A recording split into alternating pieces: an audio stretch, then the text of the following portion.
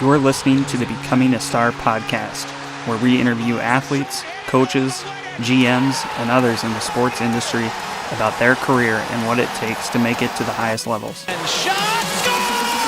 He scored! 2.1 remaining. Can you believe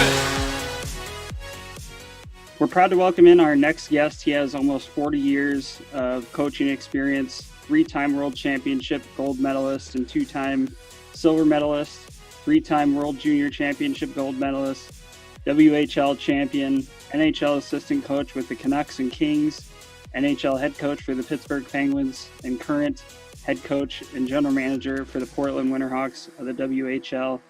We're proud to welcome in Mike Johnston. Thanks, Nick. Thank you so much for coming on. We're certainly excited to have you. I guess we'll start with the most obvious question, what we're all dealing with these days. Kind of unfortunate you guys had such a good season going, but what's it been like for you the past couple months since all this happened? Well, it happened really quick. We were getting ready to get on the bus to go to Spokane.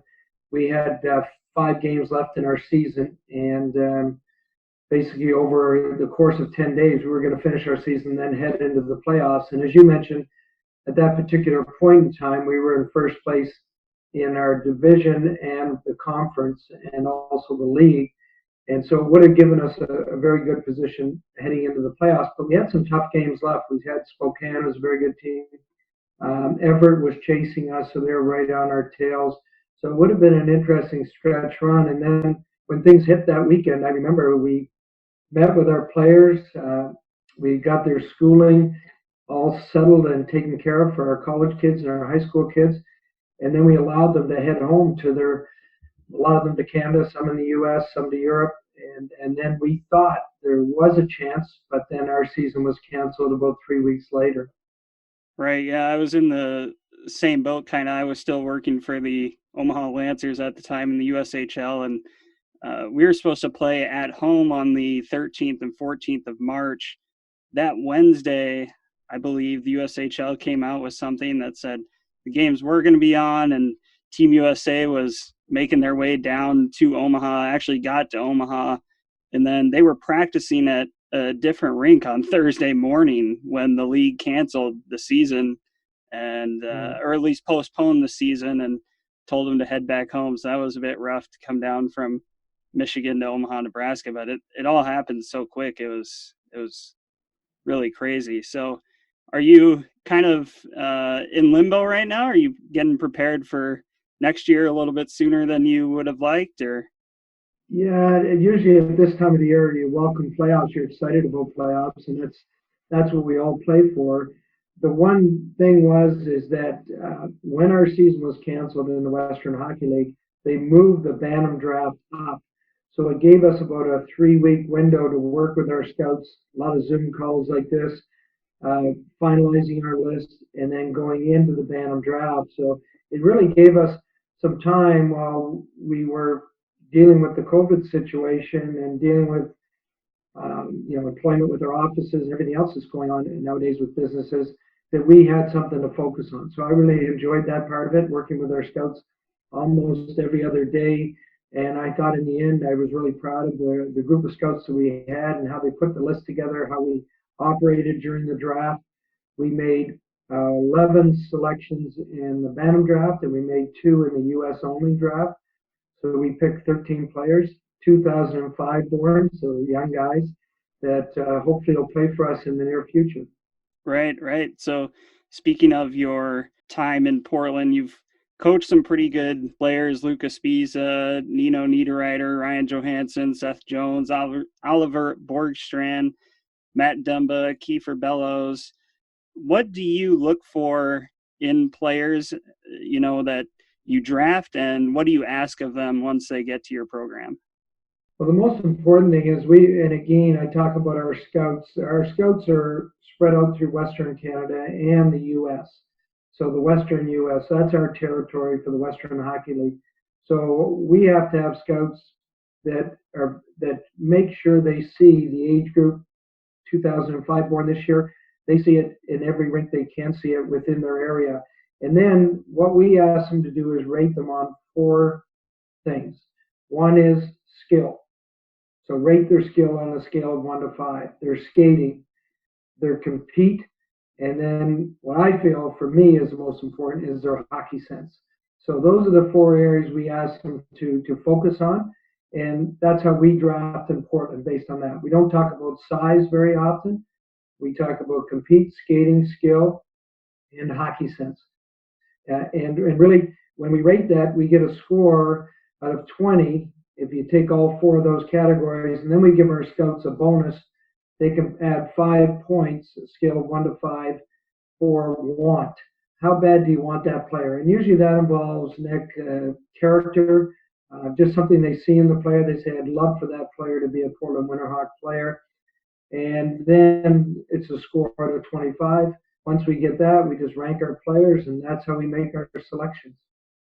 So once you get your players in, and even older players that you acquire or whatnot, what is the first thing that you're telling players when they walk in the door, when they're first putting on their Portland Winterhawks uniform?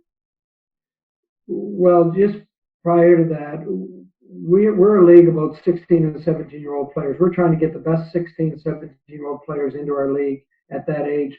Rarely does a player come in later. A player like Bellows came in later, but we drafted him at 15. He just decided to go. He went to the USHL for a year. He went to the national team program for a year, and then to college for a year, and came back to us. But generally, a lot of our players come in at 16, 17, so they're really raw. They're inexperienced. What we try to do is teach them how to be a pro. And our day is divided into, we have our schoolwork in the morning. You're either in college or you're in high school. And then we have our hockey in the afternoon. So we have a full day program. It's almost like a sports school. There are a lot of sports schools around now. It's almost like a sports school where you do your schooling, you come to the rink, to the dressing room, and then you'll do your workout. We do a video, we do skills, and then we do practice. So from the time they're 16 years old until they're 20, when they leave our program, we're trying to teach them good habits that professional players would have. Also, we're trying to get them to excel in school so that they have a backup plan, which is so important for every person, every player. No matter how long you're going to play professional hockey, you're still going to have to work in the end. So you've got to have some life skills. And so that's what we do with them from 16 on. Fortunately enough, we've had some very good older leadership, veteran players that help the coaching staff guide those young guys up through those age groups as they move forward. And, really for a 16, 17-year-old player in the USHL or in the Western Hockey League, there's a lot of pressure on those young kids. So we have to try and protect them as much as we can. And really a lot of the older guys do that in the dressing room. Absolutely. Yeah. I mean, I've been around the USHL a long time and obviously know a little bit about how the Canadian Hockey League works and WHL. But I didn't know certain aspects here and there. So it's certainly new for me, some things also. So I appreciate that insight. So you transitioned to coaching at a pretty young age and really worked your way up the ladder from colleges in Canada to juniors to the NHL to becoming a head coach in the NHL. What made you want to have a career in coaching from such a young age? Well, I actually went to school to become a teacher. I thought I was going to be a teacher.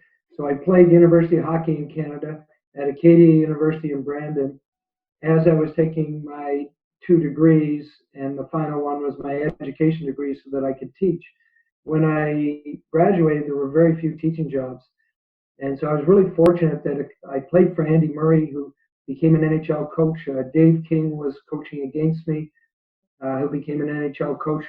Both of those guys went to bat for me to get a small college job in Alberta at Camrose College. And I essentially started coaching college hockey when I was 23 years of age. And I was teaching at the school. I was living in residence, taking care of the kids in residence. So I kind of wore a number of hats. But the one I didn't know how to do was coach. I played, but I learned how to coach on the fly. I was very fortunate when I started that I had some really good mentors. At the University of Alberta, there was an iconic coach, Claire Drake, who in Canada is widely recognized. He's since passed away, but ran a phenomenal university program. There were, in Alberta at that time, Ken Hitchcock, who I got to know really well as a young guy. And I had several mentors that took me under their wing and allowed me to watch their practices, ask questions, and it really helped me kind of develop on the fly as I progressed. But I enjoyed all the stops I've had along the way. It's been really interesting, really challenging. I always look to grow as a coach as I move along, but it's a great career if people want to do it. Yeah, that's an incredible story. Certainly didn't know any of that. So that's awesome. I mean, anytime someone works their way up the ladder from, like you said, not really knowing anything about coaching to becoming an NHL coach is obviously a story anyone wants to hear, just to know that you don't necessarily have to be the best or know somebody. You can work your way up. So, you coached at every level. So what is the difference of coaching juniors versus college versus the NHL? Well, it's a good question. It's one that I get asked quite a bit because I have coached at different levels. Originally, I started coaching at college hockey, so I wasn't much older than the players. The players were 19 to 24, and I was 23 at the time, so some players were the same age as me. And then I progressed up to World Junior teams and NHL. And I remember when I went to the NHL, people said, well, how do you adjust to coaching NHL players? Like, what have you done differently? And really, as I thought about the question, and it's true even today, I haven't coached any player any differently along the way. I believe every player, you're like a teacher, and that's what I was going to be. You head into the classroom and you're trying to get the most out of your students. That's your job as a teacher. And that's my job as a coach. I have to get the most out of my players. And each player is very different. So you have to figure out with each player how to challenge them, how to bring them along. You have to challenge yourself so that you have the knowledge base so that you can add to what they already have. So my job as a coach, whether it's at the NHL level or at the junior level, is to make that player better. So I have to figure out where is the player, how can I get them to the next level? And it could be a skill thing, it could be a tactical thing, it could be an IQ, hockey sense type of issue. It could be training, it could be off ice. There are many factors that go into making a player a successful elite athlete. And so I just viewed it as if I went into the classroom, and it doesn't matter what classroom you go into, you're still trying to get the most out of your students. Right. And, I've heard this from a few different coaches and juniors that say they like coaching younger players. None of them had coached in the NHL, so you might be able to better answer this question, but they said they like coaching younger players because they might not be as set in their ways. They might be a little bit more coachable. You might be able to honestly connect with them a little bit better. Is that why you've had so much success in Portland, winning nearly 70% of your games? Well, it was interesting when I first came here. I'd never coached this age level, that slot of 15 to 20-year-olds. And really, I remember talking to Travis Green, who coaches in Vancouver. We came in together. Travis was my assistant coach. And when we came to Portland, I said to Travis after the first year, I said, we deal with these kids more off the ice than we do on the ice. People are homesick. They're in school. You got to make sure their marks are up. They behave off the ice. They train the right way. They get their rest. So then as we developed the culture here in Portland, it became much easier to spend more time on the coaching side. But really, in the end, I found when I first went to Vancouver, we had the Sedins as young guys, Marcus Nazem, Todd Bertuzzi, Brendan Morrison, Joe Banowski. We had a really good team of guys who were starting to move up together. And when I coached those guys, all I did was the same thing. We tried to look at their game and offer them suggestions on how they could be better, offer them drills on the ice where they could improve, and really worked at their game, much like I do with the young guys. Certainly the young guys you can mold a little bit more because you deal with them in so many areas. And at the NHL level, generally you deal with the player, especially as an assistant coach, you might run the defense or you might run the power play or the penalty kill. So you deal with those groups of players and some individuals one-on-one. But at the junior level, you deal with everything from recruiting them to taking care of them while they're away from home. So Right. you really can mold them a little bit more, but I don't think you coach them any different. Got it. Certainly appreciate that expertise. We had a question. Actually, this was asked by a few people. I took a survey, asked if anyone had any questions. This was number one. While you mentioned about coaching the Sedins and stuff, what was it like coaching Sidney Crosby? That's something everyone wants to know. Yeah, I was so fortunate in Pittsburgh that I had, and the guys that come to mind, like the supporting cast was great. But when you look at Malkin, Crosby, Fleury, and you look at Chris Letang, like what an amazing group, and certainly led by Sid. Uh, to coach Crosby, he's a very driven player, very focused player. It's all hockey all the time, and that's what makes him great. He challenges himself every day. You go to practice some days, and I remember he would come into the office and he would talk to Rick Tocchet in the next office and say, Rick, can you come on the ice early and pass me some pucks? I want to work on my shot. I didn't think I really, I finished those pucks that I wanted to the other night. That my shot, I've got to work on it from this angle. And he works at his game every time he's on the ice. And to be honest, that group of players worked on their game all the time. Fleury had tons of energy, tons of emotion, tons of fun. Chris Letang would come into the coach's office, sit there, want to watch video, look at his game. Malkin is a natural talent, like amazing talent. But Sid leads the group because of his work ethic, his attention to detail, and just how he plays the game. He's an amazing athlete. And as you look at your career as a coach, I've been so fortunate to coach some great players over the time and interact with some really good athletes and be around some of the best with the Olympic teams and with the World Junior teams in Pittsburgh, Vancouver, LA. In Los Angeles, we had Anze Kopitar, who's a 19-year-old player coming in my first year in LA, and he was just coming in as a rookie. What a special player. I just remember from day one, we did a drill, and he's a 19-year-old kid, and he goes right to the front of the line. And I said, Copes, I said, you know the drill? You know what's going on? He goes, yeah, I got it. I'm okay. I couldn't believe it. A 19-year-old kid, and he was just that confident. But what a special player he was. And to interact with him when he was just starting out at the NHL level. So I have been fortunate. But those players, what makes them special is that attention to detail, their work ethic, their drive to be the best they can be. And that separates players. How driven they are to be the best they can be. You kind of answered my next question right for me. I was going to ask, as a coach, what really, obviously there's not a lot to begin with that get drafted into the NHL, and then once they make it to the NHL, a lot of guys are in and out. I was going to ask what makes you stick in the NHL and makes you such a good player. Yeah, and sometimes you see the Crosbys and those guys coming up, and they're going to be players. But there's other players that make it that kind of surprise you even as a coach. And the reason they do make it, though, is because one is there's a lot of adversity along the way. So players, they look at their draft year. We've got players in our team that are waiting for the NHL draft right now. They're anxious, they're nervous.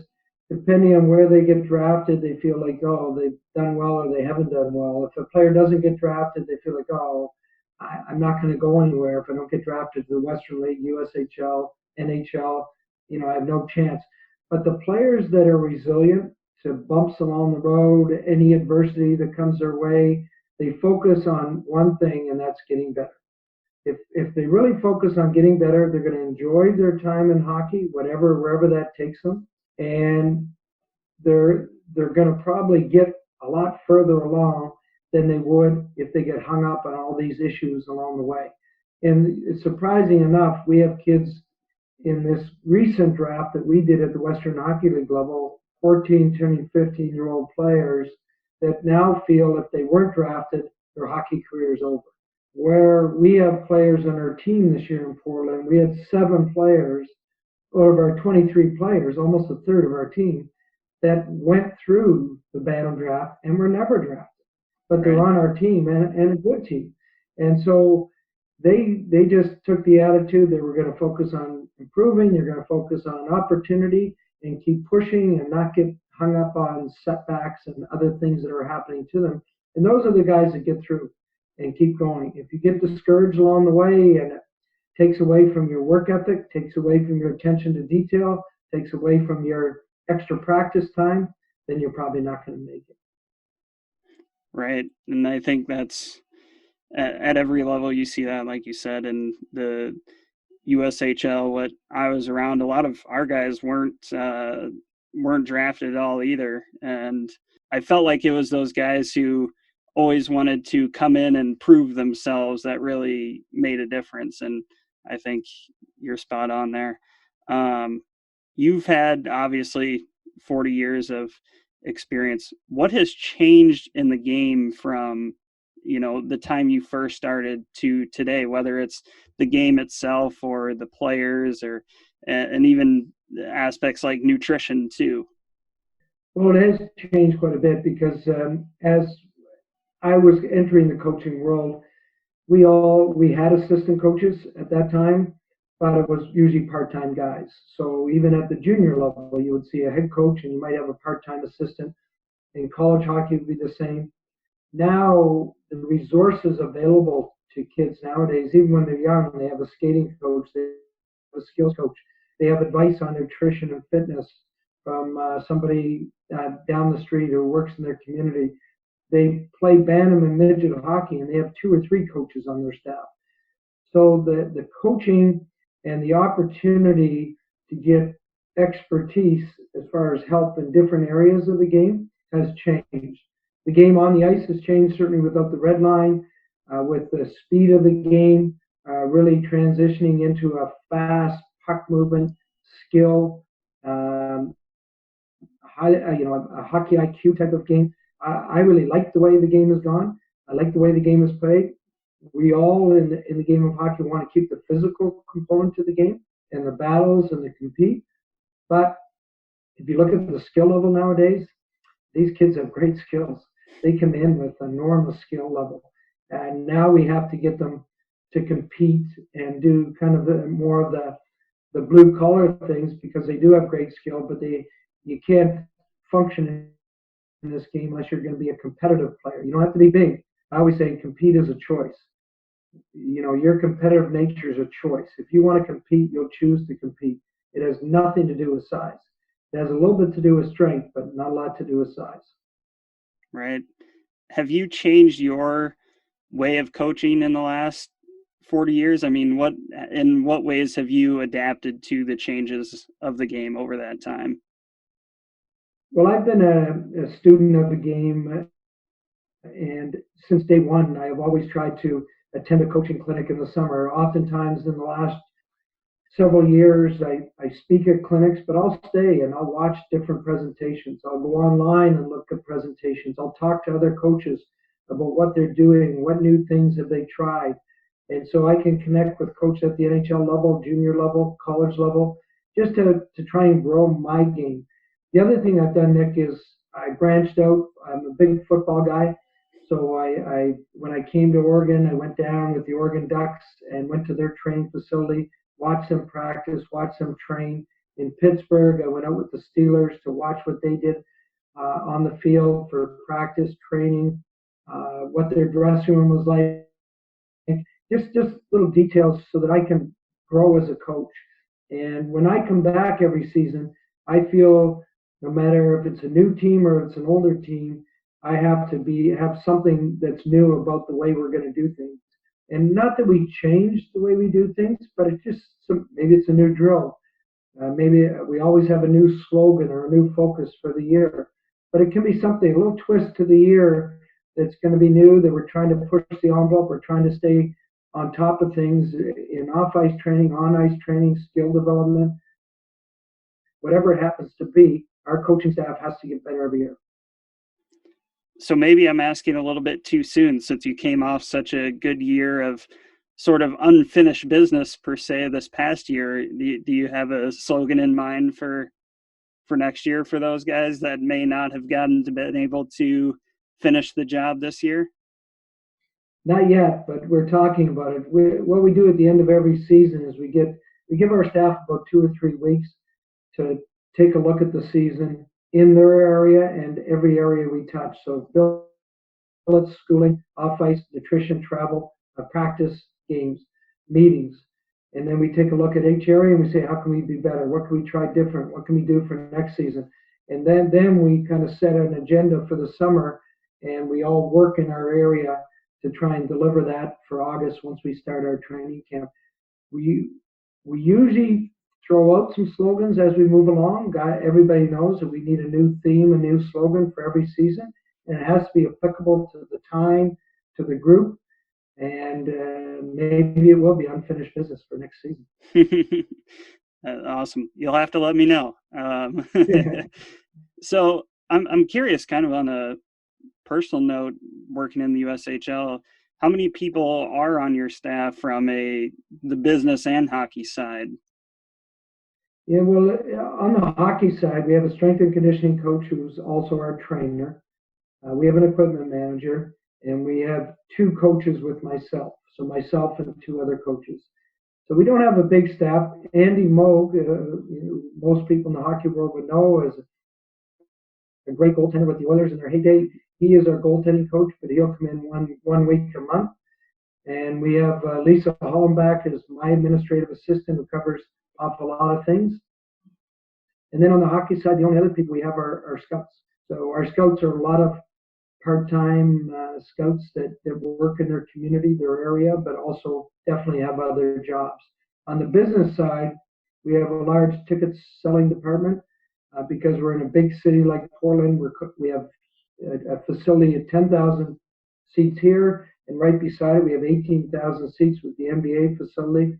So we're very fortunate to have that. So we have a larger ticket selling department, and then your typical advertising marketing group. But our staff is still quite small at a junior level, much like most junior teams. You operate on a small staff, and I do enjoy that. At the NHL level, our staffs are big, but sometimes you take away the interaction you have with the player. The more staff you have that deal with the player, you often at the NHL level deal with the player within your own box, and you don't get to go outside of that too much because somebody else is dealing with them for that particular thing. I'm curious, video and analytics have gotten to be a big deal in hockey over the past, decade or so. How much do you use video and analytics in Portland? Well, we use video a lot. So what will happen, my role is after we play a game to do a game review the next day with the team. And then for Don Hay and Kyle Gustafson, their job is to work with the forwards and defense in small groups and review things from the forwards perspective, from the defense perspective, power play, penalty kill. But we found, Nick, what really works well at our level anyway is small group. It could be a line, it could be a defense pair, it could be the 7 defensemen. In meetings on their own, there's way more interaction, way more accountability when we do meetings like that. So we've changed our meetings. I have the one group meeting, but other than that, we try and get to small group meetings with very interactive. So we're coaching, we're teaching, they're commenting. I think that's really important. On the analytics side of things, we get a lot of information from companies that they want to work with us. The key thing for me is you have to be able to take the information and use it. And I find sometimes in the analytics world, there's so much information, there's so many details, you almost need an analyst to analyze the analytics. And I don't have that time in my environment with the job I do, and my assistants don't have that time. So really what we do is we look at scoring chances. That's our number one. So are you on the ice for a chance, for or against, and are you involved in it? So you get a plus or a minus. Then we look at breakouts, our success rate on breakouts, and our entries, our possession rate on entries. Those to me are the most important. If you could give me 3 things, that's what I want. I'd like to see shots, and I'd like to see face-offs and all those other things and have time to break that all down, but you can't do everything. And at the NHL level, there's a lot of information, but there's also people to help you with that. At our level, we don't. So as a coach at our level or at your level in Omaha, you as a coach have to decide, what do I really need to evaluate the player and the game? And then have somebody track it and have them consistently track it. That's the key. You can't have different people track it, because then the information is not consistent enough to be accurate and to be used. Right. Yeah, we didn't use a whole lot of analytics on our side either. We had a pretty small staff, which is kind of why I asked that question. But like you said, a pretty good size scouting staff that works part-time. I think you see that pretty much anywhere in junior hockey. It's quite interesting as opposed to some other sports. So what you haven't lost a whole lot in your career. So this might be a little bit of a tough question, but as a coach, what do you tell a player? This could be a player or a team who might be going through a little bit of a rough patch. What do you tell the guys to kind of get them back on the right track? Well, we try and stay focused on the right things. And I'll give you just a small example. In our dressing room, we don't post the standings. So we don't post any standings the whole year. At the last 15 to 20 games, we talk about 5-game segments. So we're kind of getting in a playoff mode of, the next 5 games. Let's see how we do. Let's win 4 to 5. Let's see if we talk about that. But during the year, we don't, because I find when you focus on standings, statistics, then you're looking at a number and you're saying, I'd like to get 2 more wins, or I'd like to get 10 more goals if you're a player. You have to look at what makes up a winning team, or what makes up the things that allow you to be good as an individual. So for our players, say we have a defenseman, we talk to that defenseman about his puck decisions on breakouts, about how many offensive zone chances does he have because he jumped into the play at the right time, working on his shot every day in practice, spending time working on a shot. So we take things that are going to allow him to be successful, and in turn allow our team to be successful, and focus on those, and that's it. And so I just find, if as a coach you recognize statistics all the time with your team will get anxious, nervous about, well, we lost 2 games in a row, it's a crisis mode. Well, we don't even talk about the loss. We talk about, we should have been better in this area of the game, and we're going to work on it this week and be better next week. That's what we talk about, whether we win or lose. And so I remember 2 years ago, we had a 9-game losing streak, and people would panic. But I actually thought we were playing pretty well. I thought we were doing a lot of good things. So we try and objectively measure our game. And in the room, there was no anxiety, there was no panic. And we came out of it, and I think we went on and lost 1 game in our next 19 or something. It was ridiculous how quickly it turned around. But people focus on the wrong things too often, and it gives them anxiety, and then it leads to continually, well, we have to win this weekend. I hate that comment. We have to win this weekend. Well, no, you don't have to win. You have to play well and be getting better, so at the end of the year you're ready for the real games. Yeah. And that has certainly worked for you throughout your entire career, but especially at Portland, like we're talking about. Your record is quite impressive. Sucks you couldn't have finished out this year. I saw the standings, like you said, you guys were first, and really cooking. Would have been a great chance to have some momentum going into the playoffs. Yeah, so we've got a good team for next year too. I really like our group. So one thing we did, and sometimes at the junior level, as you know, teams at Christmas, there's a trading deadline. You can make trades, and we decided not to do anything with our team. Our team, to me, at Christmas, had really maybe even overachieved for a young group. So I said, listen, you guys have done a great job. We're not adding any players. You guys have had a great run. Let's see how far we can take this. And they responded. So heading into next season, it wasn't like some NHL teams or other teams that have made a lot of trades for the playoff run this year, which didn't happen. And now you're sitting there saying, wow, we're in a tough spot. We're not, Right. we're in a good spot heading into next year. Awesome. Well, we certainly wishing you luck on next year. I think unfinished business sounds like a good motto for you. So you've had incredible career. It's going to be hard to pinpoint something, but I guess you could choose multiple if you wanted to. What is the greatest moment in your career? It's really hard, and it's been interesting since we went into this COVID situation. Some of the teams I've coached in the past, a lot of the players have stayed tight and reconnected. So we've had a couple Zoom calls with a few of those teams that I've had along the way, and I've really enjoyed that, reconnecting with some of the former players. But to be honest, it's hard. Certainly, winning my first World Junior gold medal in the Czech Republic was special on the international stage, and then we went on to win at the World Championship level with NHL players. That was kind of a special moment. But I've really enjoyed the coaching opportunities at Camrose, at the University of New Brunswick, Vancouver, LA, Pittsburgh, and now I get to enjoy the junior level with Portland. The other thing at this level that I do enjoy, which is going to happen in the next month, is the NHL draft.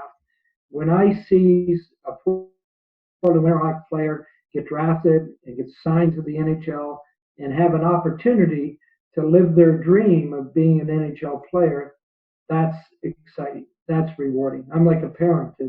It's a special moment for us as a staff when we see one of our players get drafted. And this year in the draft, once again, I think it looks like we're going to have a first-round pick in Seth Jarvis. I think he's going to go in the top 15. So that's really exciting for us. And I think next year we'll have another first-round pick. So we have some players that are probably anxiously awaiting, as I mentioned earlier. Whenever this NHL draft takes place, it'll be fun to get some news in the hockey world. And it'll be great for our guys if we can get 3 or 4 players drafted this year. Yeah, you mentioned about the World Junior and World Championship. What is it like, being on an international stage like that? What's different and what's so special about it? Well, it is so special because you're representing your country. And again, I've been fortunate at the World Junior level, World Championships, even the Olympics, to represent Canada in hockey. And the Hockey Canada does a great job in putting together the Canadian team from day one. They cover every single detail you could ever think of to make sure the players can perform, the coaches can function. And it was really a great lesson in putting together teams and putting together the right environment to be successful, how Hockey Canada has done it. And that's why they have been successful.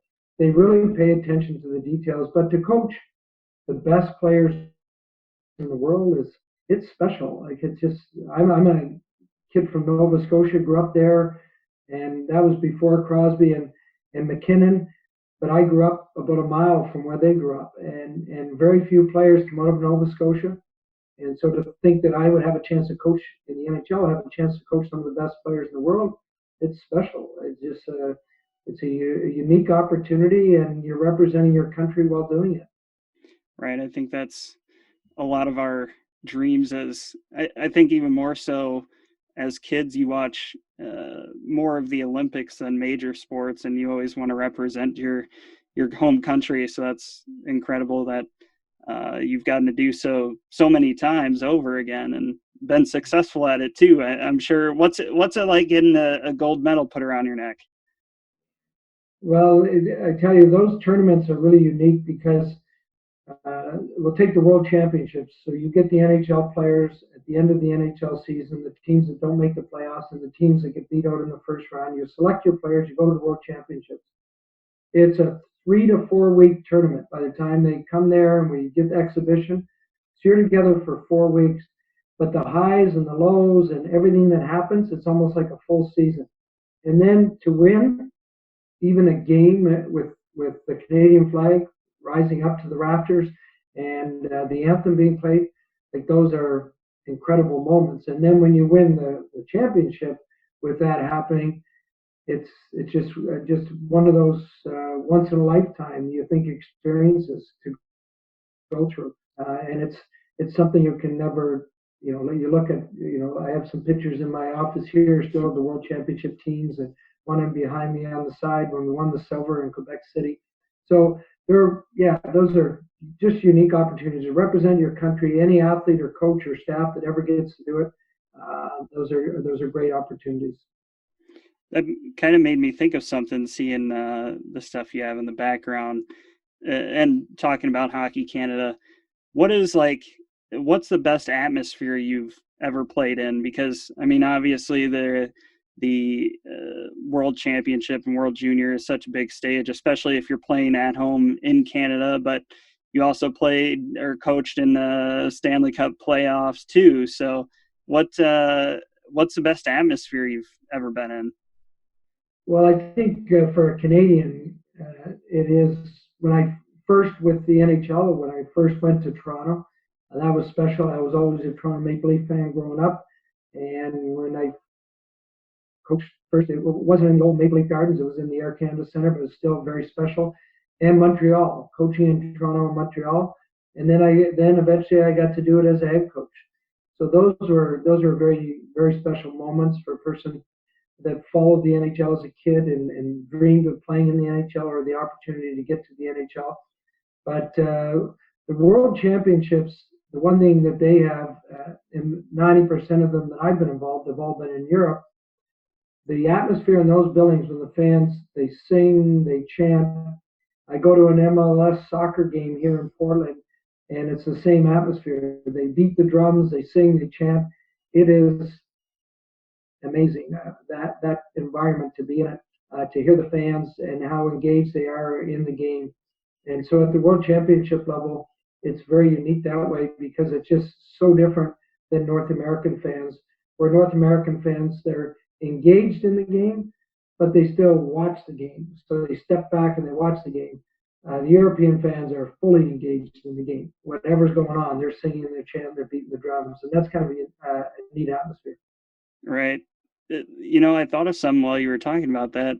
If the NHL playoffs come back, it's probably going to be played without fans. I've thought about this myself, like how that might impact the game, especially in the playoffs. You have this teams play all year for a sort of home ice advantage. And I think, records wise show it's a pretty decent deal in hockey. As a coach, what do you think playing without fans potentially in the playoffs will mean? Will it affect anything in any way? Well, I do think anybody that's played, we had a game here, I remember a couple of years ago in Portland during a snowstorm, and the other team was already here. We played the game, very few fans. When you get used to fans as a player and a coach, it really kind of, the game surges depending on how the fans are within the game, depending on who they're cheering for. The game surges, there's momentum and there's excitement and energy. It'll be different in a rink. But I think for all of us that want to watch hockey, we would love to see NHL games and NBA games continue to be played. If it's in July, August, September, whatever it happens to be. I know from a TV perspective, I would think everybody would love to see sports back on. It will be challenging for the players and the coaches because you won't be in your home rinks and you'll be in a building with no fans. So that's going to be something that'll be an adjustment. But the players are competitive. Like they don't get to that level without being very competitive players. So you're going to see the games will heat up and they'll get going even without fans. Do you think any outcomes will be different? Do you think maybe one team was on pace to win before and now after the break you're thinking someone else probably has a better advantage? Well, I think injuries play into it. There were some teams that were a bit banged up down the stretch run, and I think if they get injured players back, that's going to have a huge impact on their opportunity to play. I also think the structure of the playoffs, if they decide to go to more of a tournament format rather than the best 4 to 7, sometimes teams like St. Louis, they're built for a 4 to 7, 4 to 7s because they're a heavy, stronger team. They wear teams out.